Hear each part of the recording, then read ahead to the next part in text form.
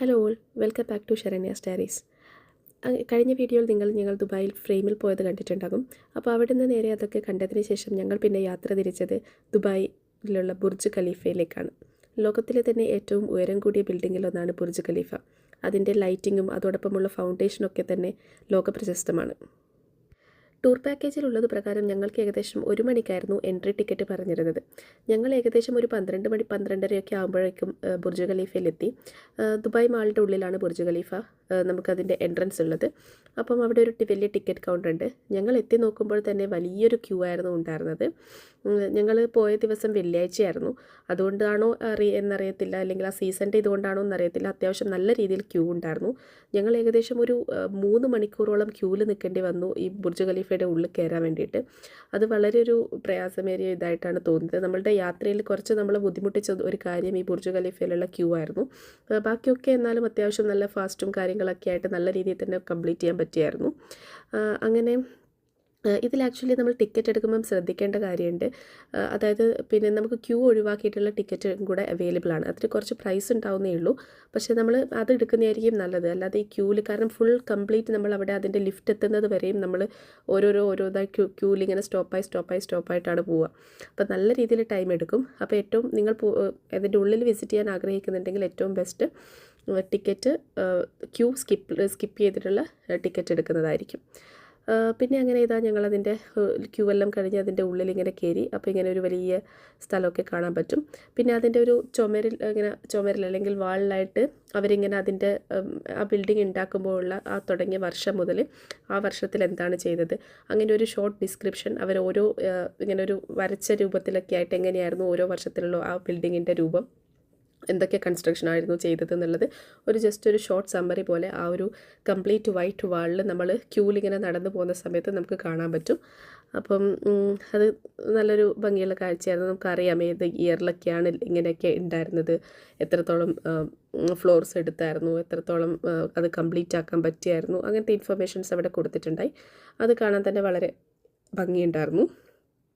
പിന്നെ അതുപോലെ തന്നെ അതിൻ്റെ വേറൊരു സൈഡിലായിട്ട് എഴുതിയിട്ടുണ്ടായിരുന്നു, I have been to the tallest building in the world. അപ്പോൾ വേണമെങ്കിൽ നമുക്ക് അവിടെ ജസ്റ്റ് ഒന്ന് നിന്നിട്ട് ഒരു ഫോട്ടോ ഒക്കെ എടുക്കാൻ പറ്റും. പിന്നെ ഇത് നേരെ ലിഫ്റ്റാണ്. എനിക്ക് ലിഫ്റ്റിൻ്റെത് ആക്ച്വലി കംപ്ലീറ്റ് പോകുന്ന വീഡിയോ ലോസ്റ്റ് ആയിപ്പോയി. അതായത് നമുക്ക് 124 ഫ്ലോറാണുള്ളത്. നിങ്ങൾക്കിപ്പോൾ ഇവിടെ കാണാം. അത് സെക്കൻഡ്സുകൾ കൊണ്ടാണ് സ്പീഡിൽ പോയിട്ട് നമ്മളവിടെ എത്തുന്നത്. അപ്പോൾ ഇത് ലിഫ്റ്റിൻ്റെ ഉള്ളിലുള്ളതാണ്. ഞാൻ വീഡിയോ എടുത്തതിൽ മീൻസ് എനിക്ക് അറിയില്ല എഡിറ്റ് ചെയ്യുമ്പോഴുള്ളതാണോ എന്നറിയത്തില്ല, നമ്പേഴ്സ് മിസ്സായിപ്പോയി. ഇപ്പോൾ ഞാൻ ലിഫ്റ്റിൻ്റെ ഉള്ളിലാണ്. ഞാൻ അവിടെ നമ്പർ എടുത്തായിരുന്നു വീഡിയോയിൽ. അപ്പം അതിങ്ങനെ പെട്ടെന്ന് തന്നെ എത്തിയായിരുന്നു. നമ്മളങ്ങനെ അതിൻ്റെ ഉള്ളിൽ തന്നെ കുറച്ച് ലൈറ്റ് എന്താ പറയുക, സൗണ്ട് എഫക്ട്സ് ഒക്കെ കൊടുത്തിട്ടുണ്ട്. അതുകൊണ്ട് നമുക്ക് ബോറടിക്കൊന്നുമില്ല. അങ്ങനെ പെട്ടെന്ന് തന്നെ നമ്മൾ 124ാമത്തെ ഫ്ലോറിൽ എത്തിയായിരുന്നു. അതിലും മുകളിൽ ഫ്ലോറുണ്ട്. നമ്മുടെ അടുത്തത് 124 ഫ്ലോർ വരെ പോകുന്ന ടിക്കറ്റായിരുന്നു. അങ്ങനെ ഞങ്ങളിതാ ഏകദേശം ലിഫ്റ്റ് ഓപ്പണായി എത്താനുള്ള ഒരു ഇതിലേക്ക് എത്തിയിരിക്കുകയാണ്. കുറച്ച് സമയം കൂടെ ഉണ്ടെന്ന് തോന്നുന്നു.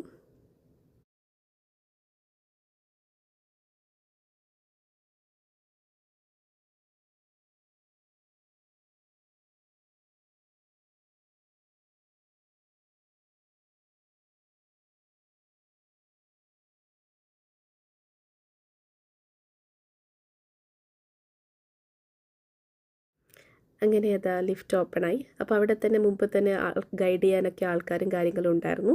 അപ്പോൾ നമ്മളടുത്ത് ഇങ്ങനെ റൈറ്റ് സൈഡിലോട്ടാണ് പോകേണ്ടതെന്നൊക്കെ കണ്ടു. അപ്പോൾ ഫുൾ ഗ്ലാസ് കൊണ്ട് അവർ കവർ ചെയ്തിട്ടുണ്ട്. എന്തായാലും സേഫ്റ്റി മെഷേഴ്സ് ഉണ്ടാവുമല്ലോ.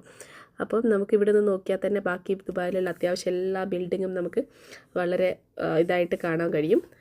ലൈക്ക് അതിൻ്റെ മുകളിലാണല്ലോ നമ്മളുടെ ബുർജ് ഖലീഫ ഉള്ളത്, ഏറ്റവും ടോൾ ആയതുകൊണ്ട് തന്നെ. അപ്പോൾ പലരും അവിടെ നിന്നിട്ട് ഫോട്ടോയും കാര്യങ്ങളൊക്കെ എടുക്കുന്നുണ്ടായിരുന്നു. ഞങ്ങളും കുറച്ച് ഫോട്ടോ ഒക്കെ എടുത്തു. അതിൻ്റെ ഒരു എന്താ പറയുക, പുറമേ ഒരു സിറ്റ് ഔട്ട് അല്ലെങ്കിൽ ഒരു ബാൽക്കണി പോലെ ഒരു ഏരിയ ഉണ്ടായിരുന്നു. അവിടെയാണ് കുറച്ചുകൂടെ രസമുള്ളത്. കുറച്ചുകൂടെ നല്ല ഡീപ്പായിട്ട് കാണാനും കാര്യങ്ങളൊക്കെ പറ്റും. പിന്നെ ഈ 124 ഫ്ലോർ അല്ലാതെ 125ാമത്തെ ഫ്ലോറിലും കൂടെ നമുക്ക് ആക്സസ് ഉണ്ടായിരുന്നു. അതിലൂടെ തന്നെയാണ് നമ്മൾ എക്സിറ്റ് ചെയ്യേണ്ടത്. പിന്നെ ഇതിൻ്റെ ഉള്ളിൽ തന്നെ ചെറിയൊരു രീതിയിൽ ഷോപ്പ് ചെയ്യാൻ പറ്റുന്ന തരത്തിൽ അവർ ഒരു ഷോപ്പിംഗ് സെൻറ്റർ പോലെ അറേഞ്ച് ചെയ്തിട്ടുണ്ട്. അതായത് നമുക്കിപ്പോൾ അവിടുത്തെ ഒരു ഓർമ്മയ്ക്കായിട്ട് വല്ല ടീഷർട്ട്സ്, അതുപോലെ തന്നെ കീ ചെയിൻ, അങ്ങനത്തെ എന്തെങ്കിലും, അല്ലെങ്കിൽ സോവ്നീർ, അങ്ങനത്തെയൊക്കെ കാര്യങ്ങൾ നമുക്കൊരു ഓർമ്മയ്ക്കായിട്ട് അവിടെ നിന്ന് വാങ്ങണമെങ്കിൽ വാങ്ങാം. എന്തായാലും കുറച്ച് എക്സ്പെൻസീവ് ആയിരിക്കും. ഞങ്ങൾ പിന്നെ മക്കൾക്ക് 2 ടീഷർട്ട്സ് എടുത്തായിരുന്നു. വലിയ രീതിയിലുള്ള കളക്ഷൻസും കാര്യങ്ങളൊന്നും ഇല്ല കേട്ടോ. അതായത് ഈ ടൂറിസ്റ്റുകളെ ഒന്ന് ജസ്റ്റ് അവർ പർച്ചേസ് ചെയ്യട്ടെ എന്നുള്ളൊരു കോൺസെപ്റ്റിൽ ചെറിയൊരു രീതിയിൽ മാത്രമാണ് അവർ അത് സെറ്റ് ചെയ്തിരിക്കുന്നത്. അതുകൊണ്ട് തന്നെ ഡ്രസ്സിന് വലിയ കളക്ഷൻസോ അല്ലെങ്കിൽ നമ്മൾ ഉദ്ദേശിക്കുന്ന സൈസോ കിട്ടണമെന്നില്ല. അപ്പോൾ ഞങ്ങൾക്കും കറക്റ്റായിട്ടുള്ള സൈസ് കിട്ടിയിട്ടുണ്ടായിരുന്നില്ല. പിന്നെ ഞങ്ങളൊരു ഓർമ്മയല്ലേ എന്നുള്ള രീതിയിലായിരുന്നു അത് വാങ്ങിച്ചത്. ഇപ്പോൾ ഇവിടെ നിങ്ങൾക്ക് കാണാം, ബാക്കി എല്ലാ ബിൽഡിങ്ങും വളരെ ചെറുതായിട്ട് നമുക്ക് അവിടെ നിന്ന് നോക്കുമ്പോൾ കാണുന്നത്. നമ്മൾ അത്ര നേരം ക്യൂവിൽ വെയിറ്റ് ചെയ്തതിൻ്റെ ഒരു ഫ്രസ്ട്രേഷൻ അല്ലാതെ വൺസ് ഇവിടെ എത്തിയപ്പോൾ ഓക്കെ ആയിരുന്നു. പക്ഷേങ്കിൽ ഓക്കെ, നമ്മളൊരു ഇതേപോലെ ഞങ്ങൾ ഫ്രാൻസിൽ എഫിൽ ടവർ പോയിട്ടുണ്ടായിരുന്നു. അത് ഞങ്ങളുടെ ഒരു നൈറ്റായിരുന്നു നമ്മളതിൻ്റെ ടോപ്പിൽ കയറിയിരുന്നത്. പക്ഷേ ഇത് മോർണിംഗ് ആണ്.